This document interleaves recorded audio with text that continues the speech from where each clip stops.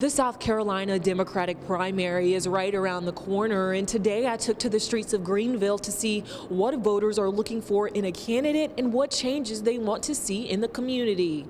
Fixing the streets and the roads around here would be fantastic.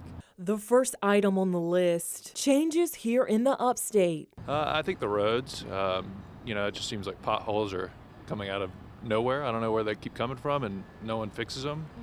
And, we passed that gas tax, and I'd like to see the money from that, put to good use. I would also appreciate it if the city started trimming back the trees so that we're not wrecking our trucks all day long, riding into things, trees falling into the roadway. Can get some better roads, far as the communities, equality. Like everybody needs to work with each other equally so we can survive.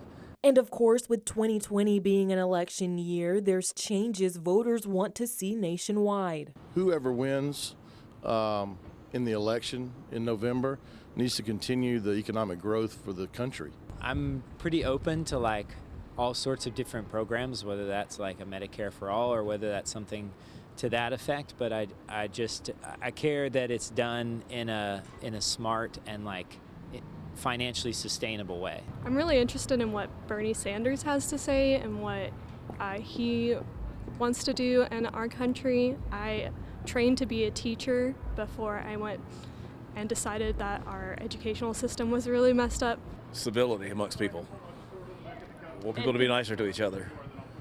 Term limits on our politicians would be advised.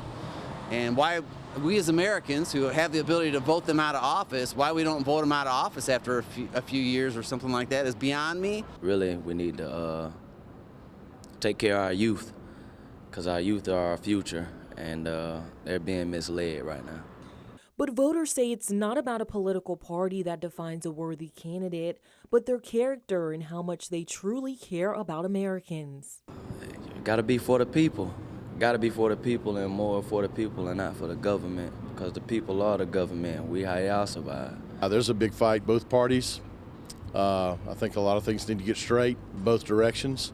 I don't think anybody has all the answers right now. It doesn't matter what you say if your past actions don't prove that you are actually willing to do it. America's bigger than party politics, and at the end of the day, vote your conscience, not just who you think gives your party a chance to win. Somebody that's going to make a promise, and if I like what he says, regardless of what it is, and he follows through on it or she follows through on it, that's all I'm looking for.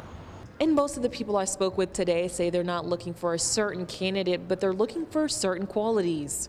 Reporting in Greenville, Kristen Cheatham, 7 News.